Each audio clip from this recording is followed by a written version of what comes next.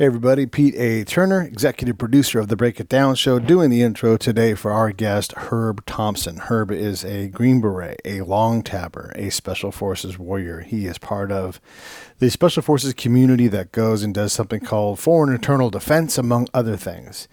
He and I have a wonderful conversation about what it is that SF guys do, at least doctrinally. Like, what are they designed to do? What do they do most of the time when they're not going to Afghanistan or somewhere that's combat-ridden? One of the things I love about Herb's approach, it's very similar to mine, and we talk about how if he's kicking in a door, he feels like he's lost already, and he'd really rather partner and use culture as a weapon to get done what needs to get done. And that's lighting candles in my church, as Scott would say. Listen, Herb Thompson's a great guy. He's super sweet, and you're going to love who he is and what he does. He's very busy. He is a consultant for Accenture. He is the founder of a transition organization called SF2 Biz, which take SF warriors and their brothers and sisters and gets them transitioned into business jobs. Very much like a show coming up with Joe Musselman, who does a similar thing for SEALs in that community. He also is part of a organization called the Green Marine, and they are looking at being better stewards of the earth and doing it themselves day to day, one small micro mission a day to make the world a better place. And I love that mission. That's right after my own heart as well. Like, what can I do right now? How can I serve? And so I think you guys will like hearing from Herb and all he does. A couple business things. As always, like, rate, review, subscribe. Those are all the things how you help the show grow. There are so many of us out there now around the world, and really just if there's someone you want on the show, let me know. If you want to send in your fan picture, then please, by all means, do. And I'm working on the fan graphic already. I've already got a bunch of great pictures. I want to hear from you guys, and I want us all to be even more of a powerful community. Tell 2 friends about the show this month. That's your Christmas gift to me. And just see if it sticks with them. If not, no big deal. We'll just keep on going and keep on trying and building. As always, it's the giving season. For many of us, the tax year is coming to an end, and we've got to do some donations. I will ask you that you consider Save the Brave. SaveTheBrave.org. Click on the Donate tab. Do what I do monthly and kick in a couple of dollars a month, or do what I do and every now and then kick in a couple extra bucks. I just did it for the Giving Tuesday pledge on Facebook. I put in some money there. It doesn't have to be a lot. If it's not money, as an adult, you should find some way to give back, whether it's Save the Brave or some other charity that you're really into, saving the ocean, helping homeless, whatever the crisis is, whatever the people in need are, there's plenty of work. It doesn't have to be money. It can be your time. It can be your attention. It can be your expertise. There's a lot of ways to give back, and we all should do that. Okay, enough of me beating you up about that stuff. Seriously, you're going to love Herb. I think the world of the guy, and I can't wait to get a chance to hang out with him again. So here he comes, Herb Thompson. Lions Rock Productions. This is Jay Moore. This is Greg Proops. This is Jordan Harbinger. This is Dexter from The Offspring. This is Nathan This is East. Sebastian Younger. This is Rick Marotta. This is Stuart Copeland. This is Mick Gillette. This is Andy Summers. Hey, this is Skunk Baxter. This is Gabby Reese. This is Rob Bell. Hey, this is John Leon Guerrero. Hey, and this is Pete A. Turner. Hey, I'm Herb Thompson, director of SF2 Biz, a retired Green Beret, here on the Break It Down show. And now, the Break It Down show with John Leon Guerrero and Pete A. Turner. You know, you guys know I love to bring the operators on so you guys can hear some ground truth from guys who've actually, get this, Herb, been on the ground. Have you spent any time in Kurdistan? I have in the Iraqi portion of Kurdistan. Yeah. A couple years ago. So you're like me, and I love the Kurds. They were great people, warrior to the end. And I don't know what the right answer is, but there's a whole lot of people running their yaps about Kurdistan that don't even know that you can't point to Kurdistan as a country on a map. Yeah, definitely. I agree with that. I don't know what the right answer, because there's a bigger political worldview on it and what's important. But yeah, the guys in the dirt, I tell you what, to a man, love the Kurds, love their fighting ability, their warrior spirit. And they've been doing it for a long time, the largest population without their own country. So they're fighters, and they will actually put it up and not just run. They actually will sit there and get in the fight. And we won't go on this for too long, but I just want to give people some idea. In this might be a little dated by the time we get to it, but it's such an important thing to realize. When folks look at the Kurds and they think, oh, woe is the Kurds, I would say this. Those folks have been there for a long time, and Turkey's not going to kick them out. It's not going to happen. On the other end, nobody's lining up to draw a circle on the map, including Syria, Turkey, Iran, and Iraq, and say, that's Kurdistan, and I dare a motherfucker to say it's not. So, everybody who thinks they've got an answer has to understand that's the balance that we're maintaining. Yeah, definitely. It's a balance, and there's, hey, what do our allies, somebody like Turkey and the other world players think, and then what do our Kurds on the ground think? And there's two different issues there. What's the strategic goal? But then, hey, at the end of the day, there's guys doing operational and tactical level stuff with these people, and their lives depend on it. So it's a very tough issue for us guys to have to deal with. So this is a good transition point. I want to bring in, because we do have a lot of us on here, and a lot of times I tend towards like the spy side, since that's what I did. But let's talk a little bit about the indigenous forces, that FID mission, that kind of thing, so people can understand, like, at least doctrinally, what a special forces guy is supposed to do, but then slide that into reality. I mean, not so much the door kicking that we all have to kind of participate in, but when you guys actually go out and you're far afield from help, what does that look like, and how the heck do you guys survive that? Yeah, I'll start with actually, if I had to kick down a door or shoot my weapon, I felt like I failed. Yeah. Our goal was, hey, send 12 of us on a operational detachment alpha, which we never have 12, but it's supposed to be a 12-man team. You go there and you raise up an army, essentially. You work with a partner force, so you don't have to send in a whole battalion of 500 Marines, 1,000 infantry from the Army, whatever number it would be of Americans in harm's way. You send us, and we will be force multipliers and get these indigenous forces working. So we come in and we live with them. First, earning their trust by building relationships, which is the key to what we do. We have to meet their goals because they want to work, but also at the end of the day, the reason why we're there is the U.S. strategic goal. So convincing them to do what we need to do while also doing what they're doing. But it comes from living with them, training with them, fighting with them, and that's where really you earn their respect. Obviously, without getting anybody into trouble, what kind of countries do you guys go and do this work in? I would say probably every country everybody cannot name on a map. No, it's all over the world. Honestly, I don't know what the number is right now. It's probably in the neighborhood of 75 countries right now. There's Green Berets deployed in, working with a partner force, and that may be from somewhere in South America where it's not necessarily a combat rotation, and in Africa where they're trained up to right now in Afghanistan, obviously on the ground in Syria, Iraq. We're sitting there where it's a more combat situation, a little more dangerous, but everywhere around the world. One of the things that I know from spending, so much time in Iraq and Afghanistan is we train like crazy to get these guys, some capacity. But the God's honest truth is there are so many facets you have to bring them up in, and they sort of leak as like because it's not a full system, right? We're just trying to get them to, take steady aim and shoot around and take down a target instead of just undisciplined fire. Like just getting them to hold that lesson, it just leaks out the second you're not paying attention, right? It's just very hard to build a true capacity. What would you say percentage-wise? Like when you come across other warriors who are, above the common infantry person, what percentage of them are peers of ours? Obviously the Brits are peers, and the Canadians and the Germans, they all have elite things, but how much of the world needs our help, would you say, percentage-wise? Hey, this is Pete A. Turner from the Break It Down Show, checking in real quick to ask you this.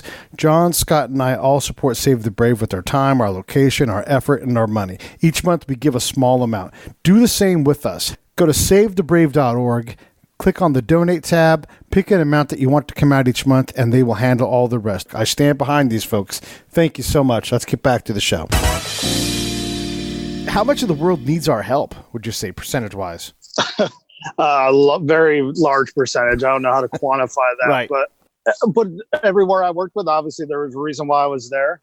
So 10 different countries I've been to, they need work. Yes, there's people that are, but even you talk like Great Britain, Germany, something like that, their numbers are so small of what their military is. So I know people are like, why is America all over the world? But who else is going to step up and help out and train these folks so that it doesn't become a bigger, issue globally? So maybe a handful of countries you could put on par with us that are out doing what we do, especially working with partner forces and our skill levels. But the sheer quantity, obviously, we take that and by just sheer numbers of it just got bigger forces. And am I getting this right? So if not us, there's really no other force that's out there that's large enough and professional enough to go out and deliver this capacity, even if the capacity is fragile. And then from then, like if we did just pull back and isolate, we would leave these countries to the strongest peer in their area, basically. Yeah, either two things will happen. Nobody helps them. They just get run over by wherever the conflict is, or you get other big players in the world like China and Russia coming in, and that are obviously, people don't like to say they're our opponents, or they're definitely not our partners. I'll say that. Yeah, I mean, we're cross purposes on a lot of things. Even if their intention is benevolent, we don't want too much of their benevolence out there. Yeah, exactly. Yeah, and the other thing I wanted to ask is as you look at these things, who else has the active capacity to go out and do this on a scale large enough to influence in terms of from like the special forces side of it? Like whose military has the footprint that can handle and the capacity to handle training up an indigenous force or a host nation force to a higher level? My experience is no one. Okay. Obviously, the Brits, Canadians, Germans, French, Italian, there's a bunch of countries that can come in little pieces, but there's such smaller numbers that they can't go in and help a whole country. Like we went into Afghanistan or Iraq, you pick the country, they can't go in and we're going to help this whole country. You see that kind of in Syria, whether it's due to capacity or their own political objectives back home. There's just not the numbers there. Yeah. How much time do you spend home and just kind of, I guess you would say in garrison, like you're not off to scuba school. You're not off to, whatever, some kind of special school. How much time do you spend home as a team? Like if you're on an ODA, is it any time at all or? Yeah, it used to be worse. It was essentially like I had a period of 36 months where I was home for 11 months out of that 36 because I was gone to either schools and multiple deployments. Now it's gotten better because they've said, hey, we see what that has done to the force and to the guys. I mean, that constant strain, that constant go, and we're always going to sign up for it. That's what we sign up for. We're going to go get in the fight. Yeah. But eventually that takes a toll on the brain, the body, and the family. So now it's a little better. It's definitely probably at least for every day you're gone, you get 2 days home is what it's supposed to be right now. Right. And is one of those 2 days in training? Yeah. So there may be some training there. The stipulation right now is you can't be overseas. So you may spend some time training there, but for the most part, it's probably equating to a little over 1-to-1 of guys home. Okay. Versus gone training or, overseas. And as you look that pace, do you think that's I mean, obviously it's worth a shot, but is that sustainable or the thing I've realized is, there's two things I want to say. One is that everybody who deploys takes damage. Even if you're a fucking cook somewhere, it's riding on all parts of your personal system. Is that pace too much? And also, like you said, and Jeff Bosley, also an SF guy, said the same thing is guys like us, we go, and then unless someone tells us to come back and chill out, we don't. Like even if we go in our backyard and cut down 100 trees because those trees need clearing, even if they do or don't, we're going to go and push ourselves. Do we need to work on the capacity to turn it off and put on flip-flops and chill out? I know I just retired a few months ago, but they're making great strides towards that. We have personal trainers in there. We have coaches, if you will, to help us through stuff. So they're making a goal of that. It's still, 1-to-1 is obviously not sustainable long-term. Right. 1-to-2, 1-to-3 is sustainable, but there's that fine line of guys signed up to go overseas and do their job to, hey, they're just sitting home and not getting to do their job. Yeah. So there's definitely there's a very fine line there of where's the optimum. That's what they're trying to get to. But at the end of the day, world requirements will dictate that. So again, 2014, they were going towards this and boom, the whole ISIS thing blew up. Right. And at least for my guys, that stuff went out the window. I was on a plane in 24 hours going to the desert. It's, conditions dictated otherwise. Dwell time be damned. I was recently on a show that Glenn Beck does called The News and Why It Matters, and they were talking about National Security Director stepping down or being fired, John Bolton, and he and another guest were talking about how we have to be firm and we have to fight the Taliban. We have to, well, not ISIS in this case, but we have to fight the Taliban, and we just got to go out there and get after it. And I had to let him know, like, hey man, I'm sorry to tell you, as the only guy here with any kind of combat time, the Taliban's not just lining up, with their flag and their, the commander with the sword waiting to take us on in some grand motion. So how do we deal with, and I know you don't have an answer for this, but how do we deal with these modern wars that, like if you get the enemy to show up, one, two, it's these extremely hot, like we go to this house and they pick that house to make a stand, and it's just nasty, nasty business, and not something that, there's no grand gesture, final surrender thing coming. Yeah, it's. I think that what makes it very difficult and different compared to, like, I've talked with people like World War II. It was, hey, we're going to go win the war in World War II, and when we basically kill all the Germans or we advance on Berlin and we take down Tokyo, we're done. There isn't, like you said here, because there's no lines, there's no flags, they're just melding in the population. So really, there's two things. There's an ideology that we're going after, and then there's just bad guys with guns that need to be taken care of. And that's why it can't be just a military solution, just kill them all, because we'll never kill them all. It's an ideology, and I don't necessarily have the answer how to fix that ideology. Yeah. And we tend to recruit for them a whole lot. Yeah, it could be little things that we don't understand, and then all of a sudden it sets it off, and boom, we're recruiting for them. And I've always joked, though, that if we just got air conditioners, because when it's 128 degrees and you don't have air conditioning, you kind of tend to be pissed off and not let stuff go. Where if we can just, get them air conditioning, they can calm down a little bit. But yeah, that's sort of a joke, but it's complicated, and I don't know how to combat an ideology from the time they're born till now. They realize, I want to go kill the gringo. Let me kill the American. It's kind of hard to defeat that. I thought there's two different approaches I had, right? Like one was you bring Hooters in as a contractor and you set up Hooters restaurants, and we encourage the locals to come and participate in Hooters, wings, girls, beer. And they're like, hey man, I like this shit a whole lot better than what you guys got, and then the next thing you know, a little microeconomy comes up. Some guys, sewing together nylon shorts and everything. The other one is like, you're especially cantankerous and angry. Hey, I have a deal for you. Yes, right now you're bound up in flex cuffs and you're going to go to jail at least for 2 weeks, or just hear me out. All expenses paid, trip to Disney World with this blonde girl. And then they'd be like, okay. And just go run around, spend 10 grand chilling these motherfuckers out, because 10 grand is nothing out there. We'd spend that in an instant. But that guy would get the vacation of a lifetime and be like, I've seen the other side and I'm leaving, Yeah, that's the big thing. I think people really, unless they've been over there or studied it, and maybe even just studying, you don't get that. Like, it's such a different world, and what we think is normal is not normal there. Yeah. It's totally different. What most guys here that are 18 years old, you give them that option, blonde girl, Hooters, Disneyland, whatever, golden. Yeah. There, some will take them, and then other ones like, no, I just want to kill dudes. And it's like, come on, man. Like, it's just such a foreign. I've always been like, hey, we put people on Mars, and then they're from the 18th century in a lot of ways. And not in general. There's a lot of good people too, but it's such a foreign concept that if you don't understand, it's like, oh, why can't they just do this? It's like, no, it's actually different there. And when we mean different, we mean different.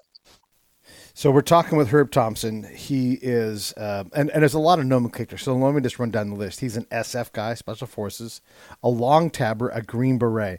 What's your preferred nomenclature, Herb? What do you want people to say? Herb. He's a Herb.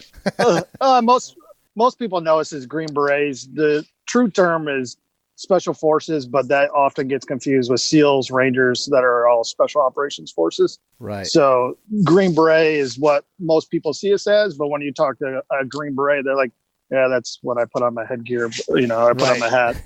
But so yeah, we go by. I've been called a lot worse things, so either is fine. Yeah, and I guess from the outside, like working with you guys, if we're going to try to describe who you are, I would say long tabber, because people understand that. And just for the audience, that just means Special Forces takes up a lot of space on a patch that they call a tab. Or you could say SEAL, because we all know what that is. And, anyhow, just like you try to find the shortest way to say it for context. But yeah, I try not to say Green Beret, but sometimes you're just forced to, just because I don't want to say 25 words to describe who you guys are and what you do, so. Yeah, I think it's the audience I'm speaking with. Yeah. Dealing with transition and talking to civilian companies and in the civilian world, so to speak. I say Green Beret because that's the more well-known. Right. If I was talking to other Army guys or military, I might say Long Tabber. Let's talk about some of that work, though, because you guys have a nonprofit called SF2 Biz, and the website is SF2Biz.com.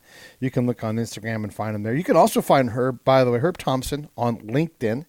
And if you can't find him there, let me know, connect with me. Because what he does, look, there's a lot of things he does, and I want to get into the leadership thing, but let's first talk a little bit about SF2 Biz and what that means and how you guys lean on that problem. Yeah, so it really came about quickly of when I was transitioning out of, hey, how am I going to maximize my skill set and show it to people? And there wasn't a whole lot of, there's tons of organizations out there that are helping veterans, which we could not ask for better.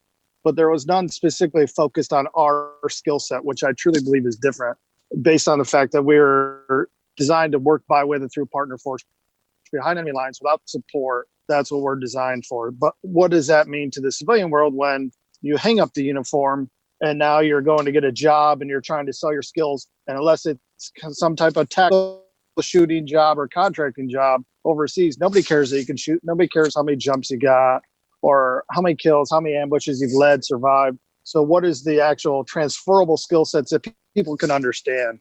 And that's what we started with SF2 Biz, twofold, helping guys translate their skills and then spreading the word to companies, hiring managers, recruiters of these are the actual skill sets these guys bring that you may not necessarily think of when you just, think of a Green Beret or Long Tabber or carrying a gun, jumping out of a plane. Yeah, and you're making a great point in that, like, even in the civilian world, you often devalue your experience and knowledge because it doesn't seem like that big of a deal to you. But you're right. Like, someone who's been on ODA for 10 years, literally what task in business can they not do?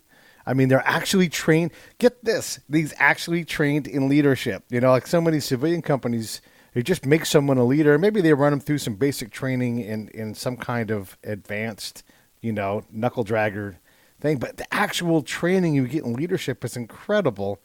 And then it just goes on and on. Like literally 10 years, would you say at 10 years, you can do anything in the business world? Yeah, I would say even less than that. Depend on the guy. I don't like to just put years on it because everybody's different, but I would say a guy who's been on a team for a while, has multiple deployments, he could probably do anything. Because he's went through a selection and a school that has basically tested him for that. Right. Of problem solving by himself, having to think. Yes, there's physical parts to it, but it's a lot mental, which is a big difference for us and like kind of makes us unique, is that mental capacity. And then, okay, hey, you're in this faraway country. Guess what? The nearest American's 500 miles away. You guys make decisions, go. And then you go off on your own with a smaller element for a few days and you're making, you own the valley, you make the decisions. That definitely can translate. I mean, they've had to move equipment across the world, negotiate with tribal elders, brief ambassadors. All that translates. It's just getting people to understand that and see it. Yeah, there's a lot there. So maybe you can't be a CFO, but you certainly, especially if you're the engineer on an SF team, you certainly understand finance and how to move money around and budgeting and everything. There's a lot of capacity there, but we just don't seem to realize how much is there. What about companies? How are they at real? Like right now, if I was to go do that stupid Google MOS search to find out what kind of jobs are out there for me, it can't handle 97 Bravo. It can't counterintelligence agent. It's like bus driver. It literally can't handle any part of it. So when I show up to a company, there's so many silos within my job you wouldn't even know about, like lie detector testing, right? That I'm not qualified to do, but I could be if I was the right kind of counterintelligence guy. Same thing for you guys. You have your old MOS before you transitioned. If you weren't at 18 X-ray, you have all these different skills. How do they have an inkling at all on how to put these people to work and how to take SF guys too? I've not met one that wasn't an alpha, wasn't a alpha of alphas, wasn't a self-starter. Do they have a sense for what's sitting across from them during an interview? The short answer is no. Okay. But the long answer is it depends. A lot of people are seeing the value, and every company I've talked with, and to a person, when you talk with a company who was hired a Green Beret, they're like, oh my God, he got in here and he just started going to work. I didn't have to tell him what to do. He started solving problems. He's increased our profit. He gained us new customers. Every person I've talked to, we're talking dozens upon dozens of companies and hiring managers, C-suite type people. They're impressed, but it's the ones who don't know that that becomes more the challenge of how does it? Because a lot of people understand. Okay, if I get a infantry captain that's a junior military officer infantry, I know what I'm getting. I can fit him into this role. But especially with the Green Berets officers, and especially the enlisted, the quality of work and skills that an enlisted Green Beret, we'll say who's done 10 years, is off the charts of what they can bring into helping an organization. It's just getting the people to see that. Give me some more on that, though. Give me some examples. Yeah, I'll give a perfect example is in my own interview process. One of the interviews I did with my company, Accenture, was talking about relationships. And I knew we have customers. So I highlighted my ability to establish relationships, and that I don't do that in the event of crisis. Like at that moment, I have to do it from day one. So when a crisis happens, I already have that good relationship with the customers. And that sold my second interviewee on me being of value to the company and bringing stuff. So that's one example. But there, we can keep going with multiple examples of, hey, negotiated a multi-million-dollar deal across multiple stakeholders in 4 countries to increase, customer awareness, increase profit. We could spin it all different ways. It just depends what type of job the individual is going towards. Yeah, and I love the stakeholder analogy. As a guy that has to go out and build a network and works on the ground, I've always marveled at our inability to recognize the stakeholders. We always look up at stakeholders and go, oh, well, there's the boss, and there's the boss's boss, and then there's all these there's the ambassador, and I'm always the guy in the back of the room, back where the guys with the beard sit and with my hand raised. I'm like, what about the folks on the ground? What about the tribal chief? What about the other tribal chief? The people that actually, have a say are often not included in that. And in business, I'll be damned, it's the same thing. Yeah, I think that's a big thing where Green Berets, the average run-of-the-mill Green Beret, that's what he brings. He understands that and is going to get in there and start affecting those people to where the value may not be seen day one, but in 3 months, it's going to come into play and will bring value. How wide does your guys' net get with special forces? Because like you said earlier, special operations forces covers a lot of ground. Marine recon, pararescue. There's a lot of people out there that have also selected into something that's very challenging. Are you guys taking them too, or is this a fairly tight community for you guys? At least for our nonprofit, it's only focused on Green Berets because we're highlighting our specific skill set doing that. But on a personal level, I help out anybody and anybody. So the last few weeks I've talked to a couple pilots, a couple Navy folks. It's, I'll help anybody who reaches out to me, but just because that's our niche. So we focus on the Green Berets and our skill sets because that's what we know best. And that's fair. I mean, there's no criticism from me. I'm just trying to satisfy my curiosity. So when someone does come to you and they are, special in some way in terms of their military career, what kind of advice do you specifically give them, because they're not Green Berets? Yeah, first thing I would say, I tell everybody they're not special just because they're getting out of the military. I don't care what they did beforehand. They're going to have to translate that into something in the civilian world that the civilian world understands. It doesn't matter what kind of cool stuff you've done. But no, just kind of, figure out your purpose. What do you want to do? And sometimes having to put food on the table for, the family comes first. But hey, can you find something you want to do? What's your actual purpose in life? Because it's a big thing. The military, we have a purpose. We have a team for our country, flag. Everybody joins for different reasons, but they stay in because of that team. Mm-hmm. And they're doing something for the greater good in general. So how do you find that when you're out and you don't have that team anymore and that purpose? So finding that, and then, okay, what did you like to do? What did you like best about your career? And then how does that align to the civilian sector of what you can do? Does that mean you're going to go into banking, or does that mean operations or management consultant, healthcare, wherever it goes? There's a multitude of ways, and a lot of it is just opening the eyes for people to see, oh, wow, this is it's really, we don't know what we don't know. And the more we can close that gap of what we don't know helps paint that picture of where they can go. And for that standard, like, I was just a 92 Yankee or something. What about that guy? Like, can you help them get through the door, or do you have resources so that, because not everybody goes to selection and gets through? Yeah, basically. In some ways, I almost think certain technical MLSs like that have a advantage with the transition because they actually have a technical skill set that is used in the civilian world. Hey, I've done logistics. I've done human resources, even though it might have been slightly different than what your company does. Or, hey, I tested, radios in the military. Well, you could do that in my company. So yeah, we definitely help them out, but really translating their brand and making it civilianized so that we can't expect all hiring managers and companies to understand the military. So it's much easier just to have the guy or gal translate their skills into civilian language, civilian terms, business terms that the company can understand. Yeah. It's a good point. One of the things that I challenge people when they're like, hey, I want to hire veterans, they tend to mean I want to hire veterans at entry level. And man, it's a hard bridge to get across, because I get it. You got to start where the start is. But if you're asking somebody, even with 5 years in, they've done so much. They've had so much training packed into them in 5 years. And you say, yeah, come in here and start over. And by the way, people that start around here make $35,000 a year. That person isn't going to stay. There's no way. Yeah, I definitely see it. I see it from the civilian side of it of, hey, wow, you haven't been here, you don't know us. And just like if somebody was to come to your unit, you want to make them the commander just because they were good at accounting or they were good at something in the civilian world. But there should be a happy medium of, maybe, I know for me personally, what I talk a lot of folks about is try to find that job where you can come in at the same level, but let's be real, you're probably not going to come in at the same exact level. But is there a in between where you can come in at like above entry level with definite room for growth? But yeah, that's definitely a problem of like having to step back, and let me step back and just be the entry level person is an issue. And I think that's getting better, and it's just company specific of how they're handling it.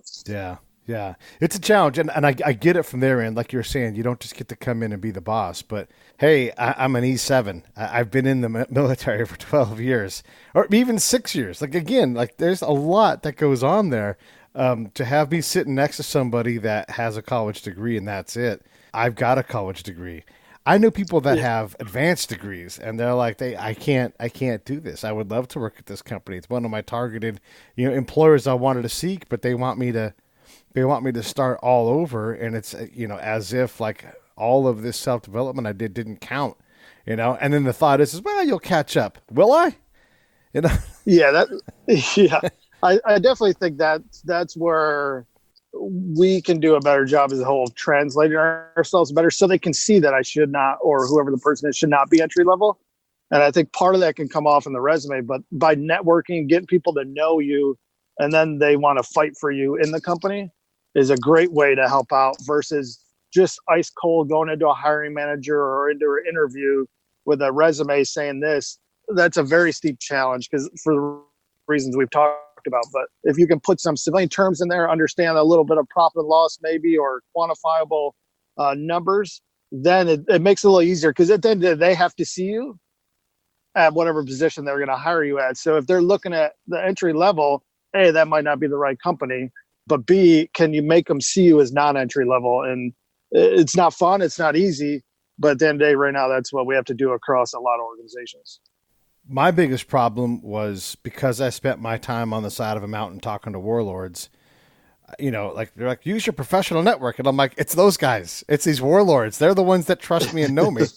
How I couldn't figure out how to get a door to open. I would find jobs I was totally qualified for, but I literally had no connection. So, if you click apply here, we already know that doesn't work because, I'm not going to get filtered into a box. But also, like, even when I tried reaching out on LinkedIn to military peers as well, couldn't get the time of day of anybody. So I could try to crack that code. How do people do it? How do you, what's your advice on someone who's like, I just need, if I could talk to the CEO, they would get it and they would understand it and they would want to put me there because I'm desperate to be there. I love what they do. I mean, every CEOs want to collect those people, regardless of anything else. They're like, you're desperate to be here and you picked us. okay, let's go. But that barrier, that chasm is huge. Hey, this is Pete A. Turner from Lions Rock Productions. We create podcasts around here. And if you, your brand, or your company want to figure out how to do a podcast, just talk to me. I'll give you the advice on the right gear, the best plan, and show you how to take a podcast that makes sense for you, that's sustainable, that's scalable, and fun. Hit me up at pete@breakitdownshow.com. Let me help. I want to hear about it. I mean, every CEOs want to collect those people. Regardless of anything else, they're like, you're desperate to be here and you picked us? Okay, let's go. But that barrier, that chasm is huge. Yeah, definitely. One approach I used, and I had huge success on LinkedIn, but not at first because I didn't know what the hell I was doing. I never had social media. I was about a year out, 18 months out from retirement, I guess, when I first cranked it up. I guess about a year out, something like that. And at first I was having no success. And then I realized I changed my approach and said, hey, actually, how did we go and win over, indigenous forces, tribal elders, local government people, and where we went? I went with the same approach. So I actually went with, hey, I'm Herb Thompson, retired Special Forces. Will you give me like 10 minutes of your time to, tell me how you were successful, or tell me how your company or industry works? And it was almost 100% success rate once I started doing that, because I wasn't really asking them to do anything but talk about themselves. Right. And at the end of the day, as you know, most people like to talk about themselves. Yeah. So, and then naturally that became, oh, what about you? And then building a relationship there. And then months later, it paid off to, wow, these people are like, hey, we see this opening. Are you interested in it? And it worked that way. So that the big thing I see guys making a problem with, especially on LinkedIn, they'll reach out and go, hey, here's my resume. Check out my resume on the very first introduction. And that's the equivalent of somebody knocking on your door going, hey, will you check out my resume? I'll stay in here 30 minutes while you do that. It's kind of weird, but we don't necessarily think of it that way. So that's what I encourage guys to do. Obviously, we put them in touch with people who can help spread their network, give them a couple people, and then, force multiply, and we start extrapolating that into larger numbers and having them define their own journey. Yeah. Good tidbits and something that I definitely could have used help with, because like you said, you go to LinkedIn and man, I reached out to people and couldn't figure out how to, and I can do it when they're shooting at me, but I had forced access. I could show up to anybody's house. I couldn't figure out how to get someone to do it, and it damn near killed me. Let's talk a little bit about leadership and how you approach it, because I know that's sort of your day job, is getting out there and everybody's a leadership guru, it seems like nowadays, but no shit, like how do you see it? Let's just get into it. Yeah. So I believe I was hired to kind of bring part of that to my company and, my clients, and really it's just demonstrating what I did in the uniform, Special Forces, and it directly translates. There may be some naysayers out there, like military leadership is military. Well, I tell you what, guys don't go storm a machine gun nest just because you ordered them to. Yeah. And that's the extreme that everybody always goes to, but like that's a 1 in a million shot. Every day leadership is happening. So it's all about how you carry yourself, how you're thinking, how you're developing others, which to me is what leadership is developing others. How do you make the next leaders? Because that's the purpose of a leader, is to make the next leader. If it's all about them, then, they're just full of shit. That's the standard SF guy response. Then you're full of shit, brother. One of the things I love that I learned from you guys was just the super hard hand grenade of a question, the tactical, like, well, who's going to carry that shit? I'm like, what do you mean? Like, that's about 150 pounds worth of gear on top of my 150 pounds worth of gear. How far do you expect me to walk with that on my back? What about her? What about him? And then they're like, oh, fuck, we hadn't thought about, like just the most obvious things that come out of you guys. Where does that come from? I think one, it's, there's different opinions. My personal opinion is a lot of it attracts a certain type of guy who already probably thought that way. And the selection, the training process weeds out some of the people who don't necessarily feel that way. So I think that's a big part of it, is where the guy come from. And then the whole process and then the situations you're put in kind of mold you to who you are. And when you're put into situations where you don't got time for bullshit, You don't got time for little stuff. Like I always say, first world problems. Like, oh, the cable's out tonight. That's a first world problem. Yeah. Let's chill out. Like who's going to carry that body? Who's going to carry that mortar up the hill? Who's going to go, lead this mission?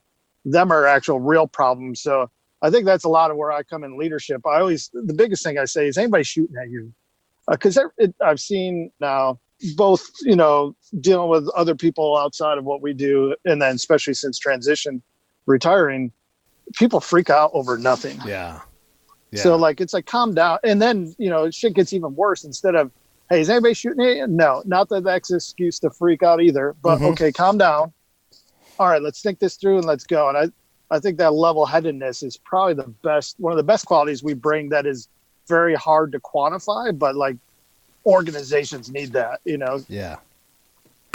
That attitude of there's literally no one trying to blow me up on purpose today. They're not deciding yes, no, when they see that shape walking across the landscape.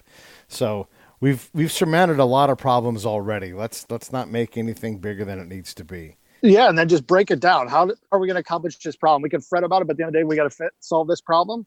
Let's look at this in the most basic way possible so everybody can understand it, and then we go about our mission. Let's play with this part of it too, because I worked with the 82nd. They will outwork any problem in their way. You just cannot stop those fools from working hard. And if you're the enemy and you're trying to outwork them, you've lost. Like, you have to deal with that. However, not every problem needs total concentration. Like, sometimes it's like I like to say, hey, there's still going to be war tomorrow. I'm going to bed because I need a break. I need to freshen my brain up. And it's not that we're giving up, but there is a balance between dogged determinedness and then infatuation with solving problems, because then you're always like, you're just going from one thing to the next thing. And I would submit that your performance goes down rather quickly as you don't freshen up your brain and your body, as you don't look at other aspects of your life, like, for example, your relationship, your finances, whatever. There's so many things to worry about. How do you get folks to balance between, yes, you have to focus on this and tackle this problem because we can't do it today, and two, like, hey, just bite off a small piece and then we'll go get something with some other problem? Yeah, I would say first is focus on what you can control. If you can't control it, don't even waste time thinking about it, because that's just wasted brain power that can be actually used on a problem. Next, with like, perfection is good, trying to strive for it, but if you're stuck on perfection, it's going to start causing problems. So my saying always was, whatever country we're working in, like, hey, this is Afghan good enough, this is Iraq good enough, it's good enough to solve the problem. It may not be the best solution ever, but it's good enough to solve the problem. We're on to the next thing, at the operational and tactical level. So I think doing that, just making a common sense approach to it. Let's not make a mountain out of a molehill. Yeah. Let's solve the problem. Let's figure it out. Everybody understands their responsibilities in solving the problem. All right, let's go. But if we get too complex, especially when something goes wrong, then it's like, oh my God, we planned and we did something so complex. But that's why we're always there for contingencies. We're sitting there ready to flex because we know nothing's going to go perfect. We're going to have to change on the fly. But if we understand the big picture, we can do that. Unless we bit off more than we could chew and we're fretting over it and we're running around like chickens with our head cut off. One of my favorite things to do in meeting when someone says, don't make a mountain out of a molehill, I also like to throw back at them, hey, let's not make a molehill out of that mountain. Yeah, there's definitely there's a fine balance there. Right? Definitely, yeah. Because you can... There's two things with this. This is for my friends in the audience that people tend to do with problems. One, they undervalue the problem. They make a molehill they take a mountain and make it a molehill. Or, again, this goes back to the maximum effort sustained on a problem. Like, all of your time and energy is going to go into taking this mountain and grinding it down literally into a nub. Okay. That is an approach, but is there something more elegant? Like, it's sort of like a two-pronged thing, but man, it's such a great tool in a meeting to get people to stop and go, hadn't considered that, Yeah, no, definitely. There's a fine balance, and you got the ones, like you said, on both ends of the angle. But I think Einstein, I wish I remembered his quote, was something about, hey, they tell him the world's going to end. You got an hour to solve it. And he's like, well, give me 55 minutes. I'll figure out the problem, and then I'll take 5 minutes to answer it, something like that. So definitely figuring out what the problem is and really getting to the head of that is where the focus should be, and not about everything else that doesn't matter. Jeff Hayden wrote a cool story about you on Inc.com, and you talk about different aspects of leadership. And one of them that I love, and I love that you guys at the special operations level, you don't have to deal with this stuff as much. I'm sure you guys complain about it because you do have it, but bureaucracy is a killer. Now, we need some bureaucratic things. We need rules and all that kind of stuff, but talk about how bureaucracy kills leadership in business. Yeah, definitely. Do I got to go ask Daddy, may I? Mommy, may I? If people don't have the freedom to operate, how are they going to go create new clients? How are they going to generate that value? So there's definitely a fine line where you can't have people just running all over. But bureaucracy, if we're more worried about crossing the T's and dotting the I's than we are about helping our customer or generating value, whatever, building widgets, that's where it's going to get lost. So yeah, obviously, from being in the military, the government is a huge bureaucracy, and it makes stuff inefficient. And there's no other way to say it other than a lot of stuff will be more successful if you just let people have a little bit of freedom to operate. But that also, in my mind, that is leadership. That is a sign of a good leader, because they have confidence in themselves to let their people go. They've given them some boundaries and said, go. And they let them go. They don't have to micromanage them, where I think a weak leader is the person that has to micromanage and instill that bureaucracy. Yeah, there is that thing where a lot of things are really guidelines. This is our policy. Yeah, but policies can be accepted. You can make an exemption. You can so here's an example. I'm working on this project, and I wanted to go to my high school and just record some passive students passing in a period sounds, just because I wanted to go to the source of where the story happens.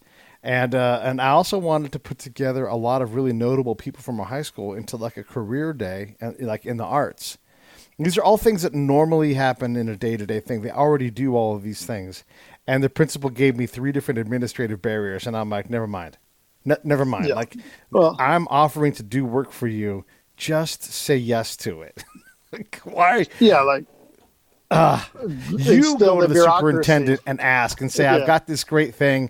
I'm going to do it, just FYI, and it's not going to be a big deal. No? Okay, I got to do it. Then I'm working around you. Sorry. Yeah, you can either let your people go and, instill innovation and free spirit and getting things done, or you can instill barriers and keep them from being successful. I want to ask you one of the questions I ask all of the folks that go out in the ground away from the camp, because I think it's illustrative of how challenging modern combat is. Have you had more conversations or fired more bullets at the enemy in a combat zone? More conversations. Right. Now, this is a tough question for you guys because it's a little different. Where was the focus of your training? Where is the bulk of it? Was it on having that gunfight, or was it on having those conversations? There's a balance. Definitely initially, there's a lot of, you got to get that tactical skill level up. Yeah. But after that, there's more of the negotiations, the speaking.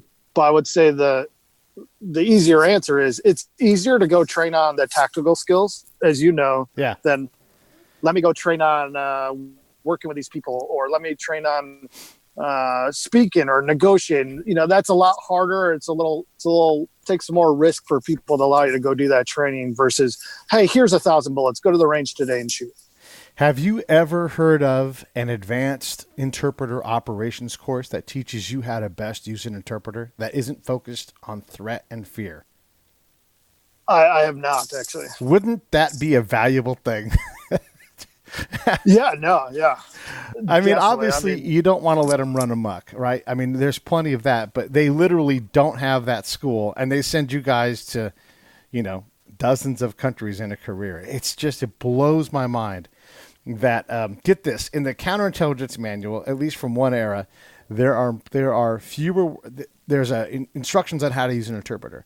And then there's a thing for the audience called a basic training manual, and it teaches you how to use hand grenades, claymores, that kind of thing. There are more words on how to pull a pin or push a plunger on a grenade or a claymore than there are in that counterintelligence manual on how to use an interpreter. Yeah, I definitely.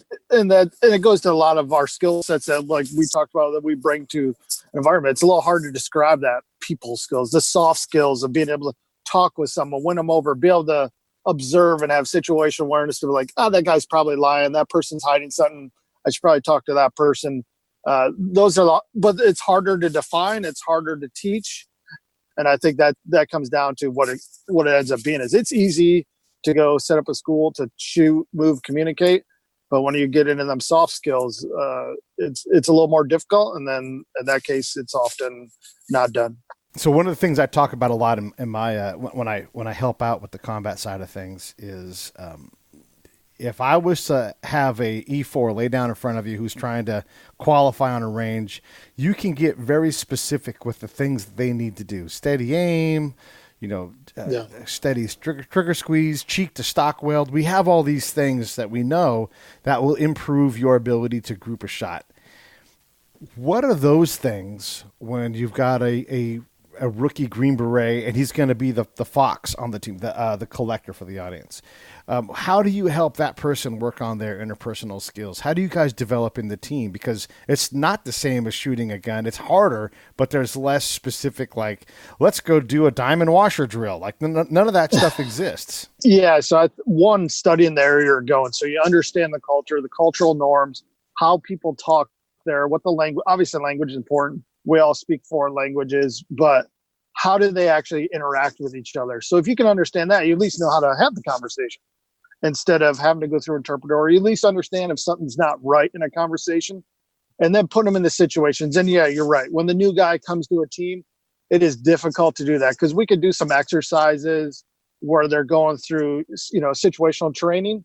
But at the end of the day, a lot of it just comes from getting it on the ground, doing real. And that's why guys are selected, because most have the innate ability to pick that up quickly, and they can observe and notice things about individuals quicker. And that's why they're selected and they make it through the pipeline. And it just, more practice makes them better at it. As I was coming up and learning about working with, top tier soldiers and sailors, one of the things I was taught was it's great if you can get yourself laid in a bar, but get your buddy laid. Get that guy, your fellow SEAL, whatever. You get that guy laid, you're golden. And that's where I always put my attention in anything that we did. I'm like, this isn't for me. Let me get this for you, whatever it was. And it really accelerated my ability to get done what I needed to get done granted, I'm an outsider, right? So as I come into an ODA or, one of the teams, I've got to earn my way in. That was a lesson that I carried that really enabled me to get where I needed to. I would get there no matter what, but it enabled me to cut the time maybe by 2/3, where I was integrated and respected. And, once you have that respect, everybody's off your back. Like I've been through murder boards when everybody looks at each other and goes, okay, and that doesn't often happen, So what are some of the things that you've picked up where you're like, I know that this is my orientation in these situations because it always works? Yeah. Again, I go trial error. You made me think of something first, though. There was like, you were talking about, training, hey, can you get your buddy laid? And I may have at a time had my guys go out, hey, go get lunch, go out somewhere in town and get a phone number from a guy. And, that makes it pretty awkward to go, pick up a guy for a bunch of barrel-chested freedom fighters and pick up their number. But it makes there's a lot of replication to how they can overcome the conversation or talk your way into somewhere you shouldn't be, obviously without getting arrested, but like get into somewhere you shouldn't be and like get some information.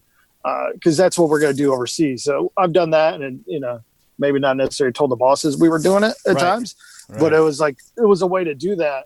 But yeah, what was the question there? I got caught up. Well, it was just like, what are some of those tools that you've picked up, like an orientation, like, okay, this is, like I know how to speak commander now. I know how to speak operator. I know how to get you guys on my side. And it's not the words that I say, it's the orientation, it's the path I take to displaying that I know what I'm doing. I can help you. Yeah, definitely. My first thing always, especially when working overseas partner force, and even now, I attempt to make the first stuff I talk about, not the work stuff, not what I want done.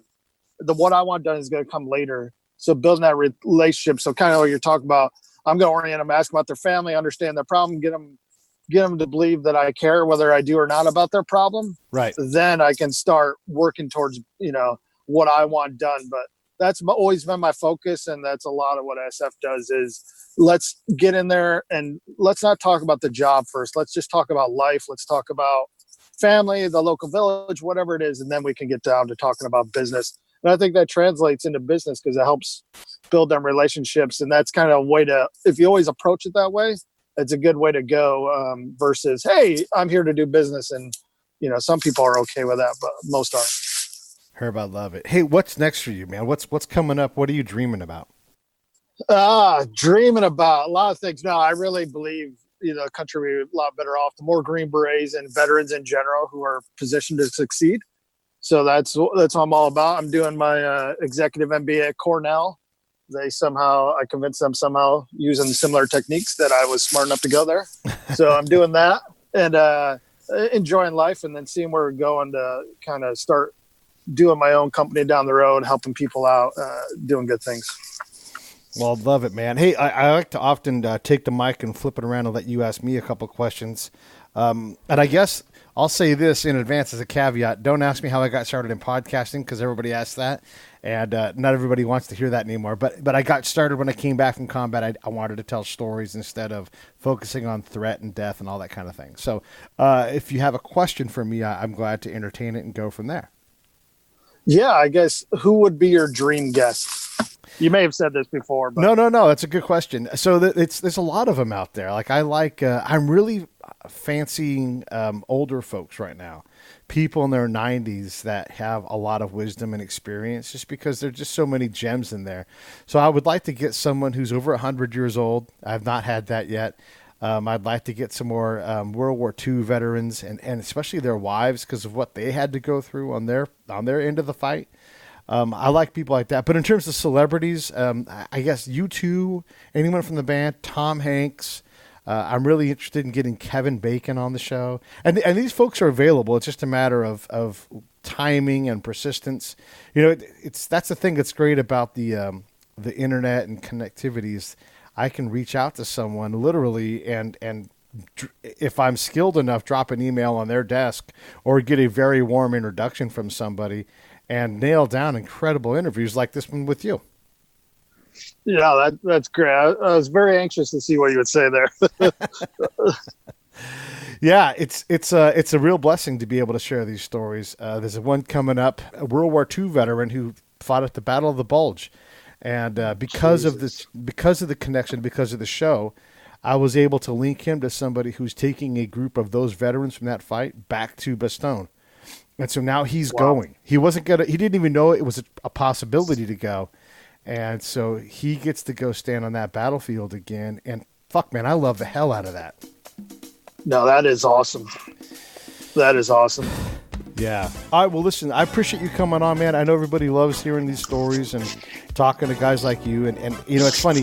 I hardly ever talk about like, no shit, there I was, we were, pinned down or whatever, because those stories get told in a lot of places, but the cerebral part, the planning, all these other things, they're always just so fascinating to me. And you definitely paid the bill today. No, I appreciate it, man. I really appreciate you having me on here. I'm just humbled to be a part of it.